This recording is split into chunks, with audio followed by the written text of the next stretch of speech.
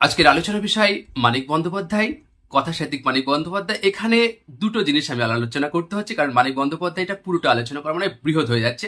তাই ঔপন্যাসিক মানিক বন্দ্যোপাধ্যায় তার প্রত্যেকটা উপন্যাস সম্পর্কে আমরা বিস্তারিত আলোচনা করবো, বা অন্যান্য দুই একটা যেগুলো রচনা করেছেন ছিটে ফোটা সেগুলো এই ভিডিওতে থাকবে। আর পরবর্তী থাকবে ছোট গল্প সম্পর্কে। এই ভিডিওটি আপনারা পুরোটা দেখুন এবং সেই উপন্যাসগুলো সম্পর্কে বিস্তারিত আলোচনা করা হয়েছে যেগুলো কলেজ বিশ্ববিদ্যালয়ের সিলেবাসে রয়েছে। তাছাড়াও অন্যান্য যে উপন্যাস লিখেছে প্রত্যেকটা আলোচনায় থাকছে, অর্থাৎ তথ্যবহুলভাবে আলোচনা এসএলএসটি ভিডিও উপযোগী করে এই ভিডিওগুলো বানানো হয়েছে। তো ভিডিওটি পুরোটা দেখুন। চলুন ডিসপ্লের দিকে একটু চোখ রাখুন। দেখুন, আজকের আলোচনার বিষয় মানিক বন্দ্যোপাধ্যায়, ঔপন্যাসিক মানিক বন্দ্যোপাধ্যায়। এখানে তার 41টি উপন্যাস সম্পর্কে বিস্তারিত আলোচনা হবে এবং প্রত্যেকটি উপন্যাস সম্পর্কে তথ্যবহুলভাবে সেই তথ্যগুলো যেগুলো আসতে পারে সেইগুলোই আলোচিত এখানে করা হয়েছে এবং তার বিখ্যাত উপন্যাসগুলো সম্পর্কে বিস্তারিত আলোচনা, অন্যান্যগুলো সম্পর্কে জাস্ট ছুঁয়ে যাওয়া হয়েছে। আর যদি আপনাদের মনে হয় যে এর থেকেও আপনাদের বিস্তারিত আরও কিছু জানার দরকার, তাহলে অবশ্যই আমাদের বাংলা সাহিত্যিক চরিতমালা বইটি দেখতে পারেন, বা যাদের কাছে আছে তাতে তো কোনো সমস্যাই নেই। তো যাই হোক, আজকের আলোচনা শুরু করছি জাস্ট বেসিক একটু ধারণা দিয়ে, তারপর আস্তে আস্তে বিস্তারিত আলোচনা। ভিডিওটি পুরো দেখুন, আপনাদের কাছে এইটুকু অন্তত অনুরোধ, তাহলে বুঝতে পারবেন যে এখানে আপনাদের কতটা হেল্পফুল হলো। তো যাই হোক, শুরু করছি। দেখুন, জন্মস্থান 1908 খ্রিস্টাব্দের 19শে মে বিহারের সাঁওতাল পরগনার, যেটার বর্তমান নাম হচ্ছে ঝাড়খণ্ড, দুমকা শহরে মানিক বন্দ্যোপাধ্যায় জন্মগ্রহণ করছে। তাহলে সাঁওতাল পরগনার দুমকা শহরে মানিক জন্মগ্রহণ করছেন। পরিবার, পিতার নাম হচ্ছে হরিহর বন্দ্যোপাধ্যায়, মাতার নাম নীরদা সুন্দরী দেবী, স্ত্রীর নাম কমলা দেবী, যেগুলো জাস্ট এগুলো দরকার। পিতৃদত্ত নাম ছাড়া অন্যান্য কিছু নাম আমি রেখেছি। দেখুন, মানিক বন্দ্যোপাধ্যায়ের জন্ম ঠিকুজিতে নাম রাখা হয়েছিল অধরচন্দ্র বন্দ্যোপাধ্যায়। তাহলে এটা কিন্তু তার জন্ম ঠিকুজিতে, ভীষণ ইম্পর্টেন্ট কিন্তু এটা তো জন্ম ঠিকুজিতে নাম হচ্ছে অধরচন্দ্র বন্দ্যোপাধ্যায়, আর পিতৃদত্ত নাম, যেটা প্রকৃত নাম বলা হয়, প্রবোধ কুমার কিন্তু বন্দ্যোপাধ্যায়। এগুলো পরীক্ষায় দিয়ে থাকে। আর তিনি আরেকটি জিনিস আমরা পাচ্ছি, দেখুন, তিনি কালো ছিলেন বলে আতুর ঘরে তার ডাক নাম রাখা হয়েছিল কালো মানিক। এই নামটি তার পিসিমা রাখেন, তাহলে এই নামটিও কিন্তু পিসিমা দিচ্ছেন। এবং কালো মানিক নামেই তিনি 1928 খ্রিস্টাব্দে বিচিত্রা পত্রিকায় তার প্রথম ছোট গল্প অতসী মামি লেখেন এবং পারিশ্রমিক পাচ্ছেন 15 টাকা। তাহলে তিনটে নাম পাচ্ছে, এক হচ্ছে অধরচন্দ্র বন্দ্যোপাধ্যায়, যেটি জন্ম ঠিকুজিতে নাম রয়েছে, আর পিতৃদত্ত নাম হচ্ছে প্রবোধ কুমার, আর আরেকটি ডাক নাম পাচ্ছি কালো মানিক, যেটা তার পিসিমা দিচ্ছে, এবং এই নামেই তিনি কিন্তু বিচিত্রা পত্রিকায় প্রথম গল্প অতসী মামি ছাপাচ্ছেন। ভীষণ ভীষণ ইম্পর্টেন্ট এগুলো। উপাধি, এগুলো বেসিক সব বইয়ে পেয়ে যাবেন। অচিন্ত্য কুমার সেনগুপ্ত কল্লোলের কুলবর্ধন বলে অভিহিত করছেন কাকে? এই মানিক বন্দ্যোপাধ্যায়। তাহলে কল্লোলের কুলবর্ধন। আর হচ্ছে বিলেটেড কল্লোলিয়ান, এটা হচ্ছে বুদ্ধদেব বসু এই উপাধিটা দিয়েছেন। জাস্ট অলরেডি আমি পূর্বেই জানিয়েছি কোন গল্প। এবার দেখুন, সাহিত্যে আত্মপ্রকাশ। মানিক বন্দ্যোপাধ্যায় রচিত প্রথম ছোট গল্প অতসী মামি 1928 খ্রিস্টাব্দে বিচিত্রা পত্রিকায় প্রথম প্রকাশিত, এবং এটি কিন্তু কালো মানিক নামেই তিনি এটা প্রকাশ করছেন। এটি কিন্তু তার প্রথম, এবং এই গল্পের মধ্য দিয়েই তিনি কিন্তু সাহিত্য জগতে পদার্পণ করছেন বা আত্মপ্রকাশ করছেন। তাহলে এটা আপনাদের জন্য ভীষণ ইম্পর্টেন্ট তথ্য। মৃত্যু সালটা একটু দেখে নিন, 30 ডিসেম্বর 1956। আর প্রথম প্রকাশিত উপন্যাস, মানিক বন্দ্যোপাধ্যায় প্রথম প্রকাশিত যে জিনিসগুলো আজকের এই আলোচনার জন্য প্রয়োজন, ঠিক সেইগুলো রেখেছি। দেখুন, প্রথম প্রকাশিত উপন্যাস পাচ্ছি আমরা জননী। প্রথম রচিত উপন্যাস কিন্তু দিবারাত্রির কাব্য। রচিত এবং প্রকাশিত দুটো আলাদা, কিন্তু প্রথম প্রকাশিত ছোট গল্প মামি, আর হচ্ছে প্রথম প্রকাশিত গল্প গ্রন্থ, এটাও কিন্তু অতসী মামি, এবং প্রথম কিশোর উপন্যাস মাঝির ছেলে। তাহলে এগুলো আপাতত আপনারা দেখলেন, জাস্ট একটা বেসিক ধারণা এটা। এবার তার উপন্যাসগুলো সম্পর্কে। তাহলে তার উপন্যাস কিন্তু 41টি, তার মধ্যে জীবিতকালে কিন্তু 35টি প্রকাশিত হচ্ছে, আর মৃত্যুর পর 6টি, এবং সেই উপন্যাসগুলো সম্পর্কে আমরা বিস্তারিত আলোচনা করব তথ্যবহুলভাবে, আপনাদের যেগুলো অন্তত কাজে আসতে পারে। দেখুন, প্রথম যে উপন্যাস সেটা হচ্ছে জননী। এই উপন্যাসটি কিন্তু মনস্তাত্ত্বিক উপন্যাস, ভীষণ ইম্পর্টেন্ট, এবং প্রকাশকালটা একটু দেখে নিন, 12 মার্চ 1935, আর যদি বঙ্গাব্দে যান তাহলে ফাল্গুন 1341। বিষয়বস্তু কি? বিষয়বস্তু হচ্ছে শ্যামা নামে এক নিম্ন মধ্যবিত্ত পরিবারের গৃহবধূর জননী সত্তার বহুবিধ আত্মপ্রকাশ এই উপন্যাসের মূল বিষয়। চরিত্র কারা রয়েছে? শ্যামা, এটা হচ্ছে এই উপন্যাসের প্রধান চরিত্রটি। মন্দাকিনী, শীতল, শঙ্কর, তারাশঙ্কর, বিষ্ণুপ্রিয়া, এই হচ্ছে উপন্যাসের চরিত্র। প্রাসঙ্গিক তথ্য কি, যে উপন্যাসটি কোনো পত্রিকায় প্রকাশিত হয়নি, সরাসরি গ্রন্থাগারে প্রকাশিত হয়, এবং এটি গ্রন্থাগারে প্রকাশিত প্রথম উপন্যাস, এবং এটি তার দ্বিতীয় রচিত। ভালো করে এখানে বুঝতে হবে, এটা কিন্তু তার প্রথম গ্রন্থকারে মানে ছাপার আকারে প্রথম বই, আর কিন্তু রচিত মানে রচনা করছে সেই হিসাবে কিন্তু এটা তার দ্বিতীয় প্রকাশিত দ্বিতীয় উপন্যাস, রচিত উপন্যাস। এবার হচ্ছে যার প্রথম যেটা প্রকাশিত উপন্যাস সেই সম্পর্কে একটু দেখে নেব। দেখুন, দিবারাত্রি কাব্য ভীষণ ইম্পর্টেন্ট। এই পত্রিকা কিন্তু সজনীকান্ত দাস সম্পাদিত বঙ্গশ্রী পত্রিকায় কিন্তু এই পত্রিকায় এইটি প্রকাশিত হচ্ছে। প্রথম সংখ্যায় তার কি নাম ছিল একটু দেখে নিই আমরা। নাম ছিল দিবারাত্রির কাব্য একটি বস্তু, সংকেতের কল্পনামূলক রূপক কাহিনী, এই শিরোনামটা পাওয়া যাচ্ছে সেই সময় যখন সজনীকান্তের সম্পাদিত যে বঙ্গশ্রী পত্রিকায় প্রকাশিত হয়েছে। ভীষণ ইম্পর্টেন্ট, যেহেতু তার প্রথম রচিত উপন্যাস কিন্তু এটি। আর আর এই উপন্যাসটি প্রকাশিত হচ্ছে 22শে জুলাই 1935, শ্রাবণ 1342।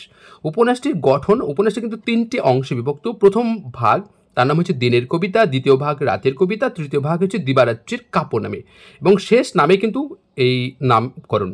এবং প্রত্যেকটি অংশের শুরুতে কিন্তু একটি করে কবিতা রয়েছে। তাই এখানে অনেক ক্ষেত্রে দেখুন কবিতা আছে বলে দিবারাত্রির কাব্য সম্পর্কে একটু যেন মিল পাওয়া যাচ্ছে। উপন্যাসের বিষয় কি, এই উপন্যাসটি মধ্যবিত্ত জীবনভিত্তিক কাহিনী নিয়ে গড়ে উঠেছে এবং চরিত্র কারা ভীষণ ইম্পর্টেন্ট, সেটা হচ্ছে হেরম্ব, উমা, সুপ্রিয়া, আনন্দ, মালতী, অশোক, অনাথ, এরা হচ্ছে এই উপন্যাসের চরিত্র। এবং এই উপন্যাসটি একটি ইংরেজি অনুবাদ পাওয়া যাচ্ছে। উপন্যাসটি অনুবাদ কে করছেন? দীপেন্দু চক্রবর্তী। কত সালে? 2003 সালে। কি নামে? Poetry of the day and poetry of the night, এই নামে কিন্তু অনুবাদ করছেন। ভীষণ ইম্পর্টেন্ট। আর প্রাসঙ্গিক তথ্য কি, এটি কিন্তু মানিকের বন্দ্যোপাধ্যায় গ্রন্থকারে প্রকাশিত দ্বিতীয় উপন্যাস এবং দ্বিতীয় মুদ্রিত গ্রন্থ একই বিষয়, অর্থাৎ কিন্তু প্রথম রচিত এটি, তবে এটির প্রথম রচিত উপন্যাস। তাহলে দিবারাত্রি কাব্য কিন্তু প্রথম রচিত উপন্যাস এবং প্রথম সংস্করণের প্রকাশকালে উল্লেখ ছিল না উপন্যাসটির। এবার আমরা চলে আসি পুতুল নাচে, যেটার জন্য মানিক বন্দ্যোপাধ্যায় ভীষণ জনপ্রিয় এবং ভীষণভাবে তার একটা গুরুত্বপূর্ণ উপন্যাস। দেখুন কোন পত্রিকায় প্রকাশ, এটি হচ্ছে জলধর সেন সম্পাদিত ভারতবর্ষ পত্রিকায় কিন্তু প্রকাশিত হচ্ছে পৌষ 1341 অগ্রহায়ণ থেকে 1342 এই সময়কালের মধ্যে ধারাবাহিকভাবে প্রকাশিত হচ্ছে। আর আমরা এই উপন্যাসটির প্রকাশকাল দেখিনি। প্রকাশকাল 22 মে 1936 আর জ্যৈষ্ঠ 1343, এটা বঙ্গাব্দ। উপন্যাসটির পটভূমি কি, এই উপন্যাসটির লেখকের যে মাতা নীরদা সুন্দরী দেবীর আদিনিবাস পূর্ববঙ্গের গাউদিয়া গ্রামের প্রেক্ষাপটে এই উপন্যাসটি রচিত। শ্রেণী বা ধরন, এটি কী ধরনের উপন্যাস? এটি কিন্তু সামাজিক উপন্যাসের মধ্যে পড়ছে। তো আপনাদের যারা 11-12 পরীক্ষা দেবেন তাদের জন্য হয়তো প্রশ্ন দিতে পারে যে পুতুল নাচের রীতিকথা কী ধরনের উপন্যাস, সাহিত্যের যে রূপরীতি অংশ সেখান থেকে দিতে পারে। ব্যাপ্তিকাল, এই উপন্যাসের ব্যাপ্তিকাল প্রায় 10 বছর। জীবনী কাব্যের মধ্যে এটি মানিক বন্দ্যোপাধ্যায়ের সবচেয়ে শ্রেষ্ঠ উপন্যাস। উপন্যাসের চরিত্রগুলো ভীষণ গুরুত্বপূর্ণ, কারণ এগুলো থেকে দিয়ে থাকে হারু, শশী হচ্ছে এর নায়ক, কুসুম হচ্ছে নায়িকা, পরাণ সেনদিদি, যামিনী কবিরাজ এই উপন্যাসের চরিত্র। অনুবাদে উপন্যাসটির কয়েকটি অনুবাদ হয়েছে। দেখুন, গুজরাটি ভাষায় শ্রীকান্ত ত্রিবেদী 1953 খ্রিস্টাব্দে মাটিনা মহেল নামে গুজরাটি ভাষায় অনুবাদ করছেন। ইংরেজি অনুবাদটা সবসময় দেখবেন গুরুত্ব দিয়ে, অন্যান্য অনুবাদের থেকে কিন্তু এগুলো পরীক্ষা দিতে পারে। ইংরেজি অনুবাদ কে করছেন? শচীন্দ্রলাল ঘোষ 1968 খ্রিস্টাব্দে দ্য কি নামে পাপেটস টেল নামে কিন্তু ইংরেজি ভাষায় অনুবাদ করছেন। এরপর হিন্দি অনুবাদ দেখুন, প্রবোধ কুমার মজুমদার 1958 খ্রিস্টাব্দে কঠপুতলিকা ইতিহাস নামে হিন্দি ভাষা অনুবাদ করছেন। চলচ্চিত্র, এটা কাহিনী অবলম্বনে দেখুন অসিত কুমার বন্দ্যোপাধ্যায় ওই নামেই কিন্তু পুতুল নাচের ইতিকথা নামেই বাংলা ভাষা সিনেমা নির্মাণ করছেন এবং সেটা হচ্ছে 1949 সালে। প্রাসঙ্গিক তথ্য, এটি কিন্তু মানিক বন্দ্যোপাধ্যায় গ্রন্থকারে প্রকাশিত তৃতীয় উপন্যাস। আর এই উপন্যাসে কিন্তু ফ্রয়েডীয় মনস্তত্ত্বের প্রভাব লক্ষ্য করা যাচ্ছে এবং এই উপন্যাসে বিজ্ঞান মনস্ক মানসিকতার পরিচয় মেলে। আরেকটি বিখ্যাত আঞ্চলিক উপন্যাস, এই পদ্মা নদীর মাঝি সম্পর্কে আমরা একটু দেখে নেব এবং এখান থেকে পরীক্ষা আসার সম্ভাবনা প্রবল। কেন? দেখুন, পত্রিকা প্রকাশ, এটা কিন্তু সঞ্জয় ভট্টাচার্য সম্পাদিত পূর্বাশা পত্রিকায় কিন্তু প্রকাশিত হচ্ছে ধারাবাহিকভাবে। প্রকাশকাল 12 জুলাই 1936, আষাঢ় 1343 বঙ্গাব্দে। এটি উপন্যাসটির ধরন কেমন? আঞ্চলিক উপন্যাস। আর প্রেক্ষাপটটা একটু আমরা দেখে নেব। উপন্যাসের প্রেক্ষাপট, এই উপন্যাসটি কিন্তু পূর্ববঙ্গের পদ্মা নদীর তীরবর্তী বিক্রমপুর, ফরিদপুর জেলার কয়েকটি গ্রাম, দেবীগ্রাম, আমিনবাড়ি, কেতুপুর ও পার্শ্ববর্তী গ্রামের জেলেপাড়ার ধীবর সম্প্রদায়ের যে জীবনযাত্রার পটভূমি নিয়ে রচিত। চরিত্রকারা কপিলা, মানে কুবের তো জানেন এই গল্পের নায়ক, এবং কপিলা কিন্তু নায়িকা আমরা রাখতে পারি, কপিলা। আর হোসেন মিয়া, রাসু, প্রীতম মাঝি, গণেশ, গোপী, ধনঞ্জয়, সিধু, শীতল বাবু, যোগী, আমিনউদ্দিন, রসুল এবং ফতেমা। এবং হোসেন মিয়ার অবদান তো এই উপন্যাসটি ভীষণ, অলরেডি জানিয়ে দিলাম নায়ক নায়িকা কারা। অনুবাদ, হিন্দি অনুবাদ 1957 খ্রিস্টাব্দে প্রবোধ কুমার মজুমদার পদ্মা কি পদ্মা নদীকা মাঝি নামে কিন্তু এটি অনুবাদ করছেন। ইংরেজি অনুবাদ হীরেন্দ্রনাথ মুখোপাধ্যায় পরীক্ষা দিয়ে থাকে 1948 খ্রিস্টাব্দে the boatman of the Padma এই নামে কিন্তু ইংরেজি ভাষা অনুবাদ করছেন। শুধু তাই না, আরেকটি অনুবাদ পাওয়া যাচ্ছে বারবারা পেইন্টার ও ইয়ান ল্যাভলক 1973 খ্রিস্টাব্দে পদ্মা রিভার বটম্যান এই নামে কিন্তু অনুবাদ করছেন। চলচ্চিত্র এই সিনেমার মানে এই উপন্যাসটির কাহিনী নিয়ে 1993 খ্রিস্টাব্দে 16 মে পরিচালক গৌতম ঘোষ কিন্তু এই উপন্যাসটির মানে পদ্মা নদীর মাঝি নামেই কিন্তু এই সিনেমাটি নির্মাণ করছেন। আপনাদের কাছে রিকোয়েস্ট, আপনারা অন্যান্যগুলোর থেকে এইটাকে কিন্তু গুরুত্ব দিন। এই গৌতম ঘোষ তিনি কিন্তু এই পদ্মা নদীর মাঝির কাহিনী নিয়ে সিনেমা নির্মাণ করছেন, ভীষণ ইম্পর্টেন্ট। কিন্তু কিছু তথ্য আমরা একটু দেখে নিই। দেখুন, এটি গ্রন্থকারে প্রকাশিত চতুর্থ উপন্যাস এবং এই উপন্যাসটিতে ফ্রয়েডীয় মনস্তত্ত্বের প্রভাব লক্ষ্য করেছে। এরপরে যেসব উপন্যাসগুলো রয়েছে সেইভাবে আমরা কিন্তু খুব গুরুত্ব পাচ্ছি না, কিন্তু সেখান থেকে কিছু কিছু জিনিস সেগুলো একটু আলোচনা করবো দ্রুততার সঙ্গে, আমরা একটু দেখে নেব। দেখুন, মানিক বন্দ্যোপাধ্যায়ের জীবনের জটিলতা এটি একটি উপন্যাস, প্রকাশকাল নভেম্বর 1936, এটি গ্রন্থকারে প্রকাশিত পঞ্চম উপন্যাস এবং এই উপন্যাসের চরিত্র হচ্ছে বিমলা, শান্তা, প্রমীলা, নগেন, অধর, বিন্দু। আরেকটি উপন্যাস আমরা পেয়ে যাচ্ছি, সেটা হচ্ছে অমৃতস্য পুত্র। দেখুন, প্রকাশকাল জুলাই 1938, এটি গ্রন্থকারে প্রকাশিত ষষ্ঠ উপন্যাস। উপন্যাসটি বঙ্গশ্রী পত্রিকায় প্রকাশিত হচ্ছে এবং চরিত্র বীরেশ্বর, শঙ্কর, অনুপম। তাহলে এই উপন্যাসে আমরা এগুলো চরিত্র পেলাম। এরপর শহরতলী প্রথম পর্ব এই উপন্যাসটা সম্পর্কে একটু আমরা দেখে নেব। দেখুন, প্রকাশকাল 10 জুলাই 1940, আর চরিত্র যামিনী, কবরেজ মশাই, সত্যপ্রিয় চক্রবর্তী, অজিত, সুব্রত, যশোদা প্রমুখ। এবং এই উপন্যাসটি কিন্তু দুটি পর্বে বিভক্ত। তবে গ্রন্থকার প্রকাশের পূর্বে এই উপন্যাসটি আনন্দবাজার পত্রিকায় 1346 সংখ্যায়, শারদীয় সংখ্যায়, মানে উপন্যাসটি প্রকাশিত হচ্ছে শারদীয় যে সংখ্যা সেই সংখ্যায় প্রকাশিত হচ্ছে। এবং এটা তাৎপর্যপূর্ণ কারণ সাহিত্যপত্রের শারদীয় সংখ্যায় সম্পূর্ণ উপন্যাস প্রকাশের এই রীতি প্রথম, অর্থাৎ কোনো একটি পত্রিকায় বিশেষ করে শারদীয় সংখ্যায় একটা সম্পূর্ণ উপন্যাস এতদিন এর আগে কখনো প্রকাশিত হয়নি। এটা কিন্তু একটা ব্যতিক্রমী বিষয়। এবং পত্রিকায় প্রকাশকালে প্রথম পর্ব উল্লেখ না থাকলেও গ্রন্থকারে প্রকাশের সময় প্রথম পর্ব উল্লেখ করেছেন। আপনাদের জন্য এটা ভীষণ তথ্য। এরপর আরেকটি উপন্যাস অহিংসা, প্রকাশকাল 11 আগস্ট 1941। এই উপন্যাসে একজন আশ্রমিক ব্যবসার কাহিনী রয়েছে, মানে উপন্যাসে রয়েছে আশ্রমিক ব্যবসা। এই উপন্যাসটি প্রথমে পরিচয় পত্রিকায় প্রকাশিত হয়েছিল। এটি মানিক বন্দ্যোপাধ্যায় একটি বিতর্কিত উপন্যাস। অনেকে এই উপন্যাসটিকে কাঁচা বা অপরিণত রূপে চিহ্নিত করেছেন। চরিত্র সদানন্দ, মহেশ চৌধুরী, বিপিন। এই উপন্যাস হচ্ছে চরিত্র অর্থাৎ অহিংসা। শহরতলী দ্বিতীয় পর্ব প্রকাশকাল 15 সেপ্টেম্বর 1941 পত্রিকায় প্রকাশ। এটি কিন্তু দ্বিতীয় পর্বটি পত্রিকা নামেই একটি মাসিক পত্রিকায় প্রকাশিত হচ্ছে। 8টি স্থিতি।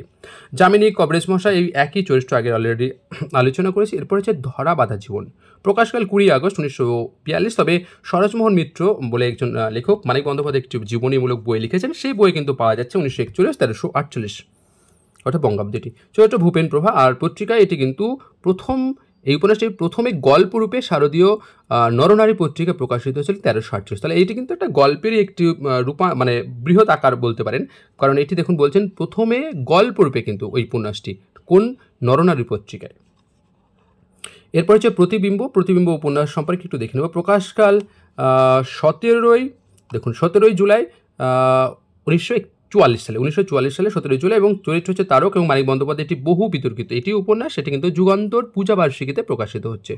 আরেকটি উপন্যাস দর্পণ সম্পর্কে দেখে নিই। প্রকাশকাল 22 আগস্ট 1945। উপন্যাসটি কিন্তু পূর্ব নাম জাগজগ। অনেক উপন্যাস মানিক বন্দ্যোপাধ্যায় লিখছে এবং তার কিন্তু অনেকগুলো কিন্তু পূর্ব নাম রয়েছে। আমি পরবর্তীকালে আরেকটি ছকের মাধ্যমে দেখানোর চেষ্টা করেছি, দেখবেন আপনারা যারা ভিডিওটি দেখছেন তাদের কাছে অনুরোধ। লোকনাথ, উমা, পদ, হেরম্ব, শ্যামলাল, জীবনলাল, মোহনলাল, কৃষ্ণেন্দু রম্বা আর হচ্ছে রামপাল। তবে আপনাদের কাছে আর একটা জিনিস, সেখানে যে হেরম্ব এই চরিত্রটি অলরেডি আরেকটি উপন্যাসে আমি আলোচনা করেছি অলরেডি মানিক বন্দ্যোপাধ্যায় কোন উপন্যাসে। আপনাদের কাছে একটা প্রশ্ন থাকলে আপনারা কমেন্ট করে জানান এই হেরম্বর চরিত্রটি কোন উপন্যাসে রয়েছে মানিক বন্দ্যোপাধ্যায়। প্রথম সংস্করণের শেষে সমাপ্ত প্রথম ভাগ লেখা ছিল। সম্ভবত এই উপন্যাসটিকে দ্বিতীয় ভাগে রচনা করবেন বলে ভেবেছিলেন, অর্থাৎ এই দর্পণ উপন্যাসটিকে নিয়ে দ্বিতীয় একটি উপন্যাস রচনা করার একটা ভাবনা তার, বা দ্বিতীয় ভাগ রচনা করার একটা ইচ্ছে ছিল। শহরবাসীর ইতিকথা প্রকাশকাল ফেব্রুয়ারি-মার্চ থেকে 1944 এবং জগানন্দ, সন্ধ্যা, অসীম, লাবণ্য, চিন্ময়, ঝর্ণা, নগেন প্রমুখ এই উপন্যাসের চরিত্র। এরপর চিন্তামণি, যেটার প্রকাশকাল জুলাই আগস্ট 1946, বা আমরা যদি বঙ্গাব্দে চলে যাই তাহলে শ্রাবণ 1353। পত্রিকার প্রকাশ এটা কিন্তু পূর্বাশা পত্রিকায় প্রকাশিত হয়েছে। আর উপন্যাসটি পূর্ব নাম ছিল, অর্থাৎ যখন পত্রিকা প্রকাশ হয়েছে তখন নাম ছিল রাঙ্গামাটির চাষি, ভীষণ ইম্পর্টেন্ট। এবং পটভূমি কি, এই উপন্যাসটি দ্বিতীয় বিশ্বযুদ্ধের পটভূমিতে গ্রাম বাংলার যে বিধ্বস্ত অর্থনৈতিক পরিস্থিতির প্রেক্ষাপটে এক দরিদ্র কৃষক পরিবারের করুণ কাহিনী এই উপন্যাসে কিন্তু ফুটে উঠেছে। তাহলে একটা প্রেক্ষাপট রয়েছে। এবং চরিত্র হরমোনি চাপাবালা হৈমে এই উপন্যাসের চরিত্র। চিহ্ন, প্রকাশকাল 22 এপ্রিল 1947, বৈশাখ 1354। তবে বঙ্গাব্দ নিয়ে সরোজ মোহন মিত্রের বইয়ে কিন্তু পাওয়া যাচ্ছে মাঘ 1353। চরিত্র অনুরূপা সতী এবং পটভূমি কি, স্বাধীনতা পূর্ব ছাত্র আন্দোলনের এক রক্তাক্ত স্মৃতি নিয়ে কিন্তু এই উপন্যাসের চিহ্ন। আর আদায়ের ইতিহাস, এটি 1947, এটা হচ্ছে প্রকাশকাল। এর চরিত্র হচ্ছে ত্রিষ্টুপ, রানু, অবিনাশ, মনীষ। আর কাহিনী, এই উপন্যাসে বিকারগ্রস্ত অস্থিরমতি এক যুবকের সুস্থ জীবনাদর্শের সন্ধান লাভে আরেকটি উপন্যাস, সেটা হচ্ছে চতুষ্কোণ। এই উপন্যাসটিতে মানিক বন্দ্যোপাধ্যায় কিন্তু সবচেয়ে ফ্রয়েডীয় মনস্তত্ত্বের প্রভাব লক্ষণীয়। রচনাকাল, এই উপন্যাসটি 1942 সালে 15 মে, বৈশাখ 1349 সালে রচনা করছেন। শ্রেণীকে এটা পরীক্ষামূলক উপন্যাস এবং প্রকাশকাল এই উপন্যাসটি 1938 সালে প্রথম গ্রন্থকারে প্রকাশিত হচ্ছে এবং এটা সজনীকান্ত দাশের তথ্য অনুযায়ী। বিষয়বস্তু কি, এই উপন্যাসটিতে কিন্তু দেখুন যেটা রয়েছে কয়েকটি যুবক যুবতীর অস্বাভাবিক মনশ্চারণের কথা, নরনারীর যৌন তত্ত্বের প্রবর রচিত হয়েছে এই উপন্যাসটি। চরিত্র গিরি, মালতী, দিলীপ, রাজকুমার বা রাজু উপন্যাসের নায়ক বা কেন্দ্রীয় চরিত্র, রিনি, সরসী, কালী, শ্যামল। আর এবার একটা আমরা ছকের মাধ্যমে বাকি উপন্যাসগুলো সম্পর্কে কিছু তথ্য দেখে নেব। দেখুন উপন্যাসের নাম, প্রকাশকাল, চরিত্র, পূর্বনাম থাকলে পূর্বনাম, আর অন্যান্য তথ্য। দেখুন জীবন্ত, জুন জুলাই 1950 সালে এটি প্রকাশকাল। এটা প্রকাশ রায়, শ্যামল, জানা, জ্ঞান রায় প্রমুখ এই উপন্যাসের চরিত্র। আর উপন্যাসটির পূর্বনাম কলম, পেশার ইতিকথা। পেশা 1951 থেকে 52 মধ্যে, 1357 বঙ্গাব্দ। চরিত্র হচ্ছে কেদার, নবীন চিকিৎসক নামে পূর্বনামে এই উপন্যাসটির পেশার। আর ডায়েরির পাতায় কিন্তু পাওয়া যাচ্ছে ডাক্তারবাবু। আর উপন্যাসে ডাক্তারি পেশার সঙ্গে মধ্যে যে গলদ আছে তা তুলে ধরেছেন এই পেশা উপন্যাসে। আর সোনার চেয়ে দামি, এটি প্রথম খণ্ড, মে জুন 1951 সালে প্রকাশকাল। চরিত্র রাখাল, সাধনা, প্রথম খণ্ডের নাম ছিল বেকার। আর স্বাধীনতার স্বাদ, 7 জুলাই 1951, এই উপন্যাসটির পূর্ব নাম ছিল নগরবাসী। ছন্দপতন, 21 নভেম্বর 1951 সাল। নবনাথ রায়, আলিয়া, বিমল, মানসিক তৃপ্তি এই উপন্যাসের চরিত্র। সোনার চেয়ে দামি, দ্বিতীয় খণ্ড, এটি 15 ফেব্রুয়ারি 1952। চরিত্র রাখাল, সাধনা, দ্বিতীয় খণ্ডের নাম হচ্ছে আপোষ। ইতিকথার পরের কথা, এটা আগস্ট সেপ্টেম্বর 1952। এটির চরিত্র হচ্ছে শুভময় এবং পত্রিকায় নতুন এটা পত্রিকার প্রকাশ, অর্থাৎ নতুন সাহিত্য পত্রিকায় এটি 13টি কিস্তিতে প্রকাশিত হচ্ছে। কোন উপন্যাসটি, ইতিকথার পরের কথা। এবং পটভূমি তেভাগা আন্দোলন, অর্থাৎ তেভাগা আন্দোলনের পটভূমিতে লেখা। পাশাপাশি সেপ্টেম্বর অক্টোবর থেকে 1952 সালে মেন চরিত্র হচ্ছে সুনীল। আর সার্বজনীন 1952 আশ্বিন, এটা এই উপন্যাসটি কিন্তু উদ্বাস্তু জীবনের আখ্যান নিয়ে গড়ে উঠেছে সার্বজনীন। আর নাগপা, সেটি এপ্রিল 1953। নরেন এবং মাধব এই উপন্যাসের চরিত্র। আরোগ্য, মে জুন 1953, প্রধান চরিত্র কিন্তু কেশব। চালচলন, জুন জুলাই 1953।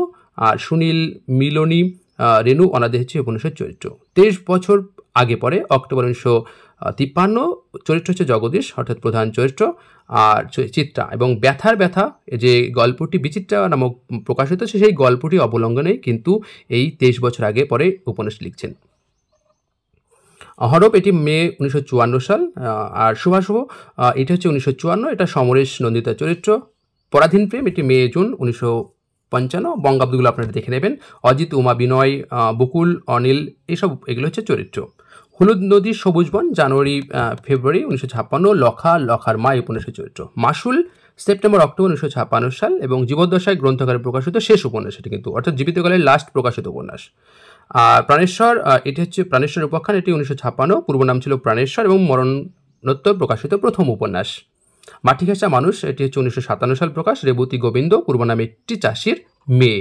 হ্যাঁ, এই উপন্যাসটির পূর্ব নাম একটি চাষির মেয়ে এবং এটি অসমাপ্ত উপন্যাস এবং এটি তার মরণোত্তর প্রকাশিত হয় এবং সম্পূর্ণ করছেন এই উপন্যাসটির লেখক সুধীর রঞ্জন মুখোপাধ্যায়। মাঝির ছেলে 1957 সাল, এটি নাগা এই উপন্যাসের চরিত্র। গ্রন্থকারে প্রকাশিত প্রথম কিশোর উপন্যাস এটি, অর্থাৎ কিশোর উপন্যাস।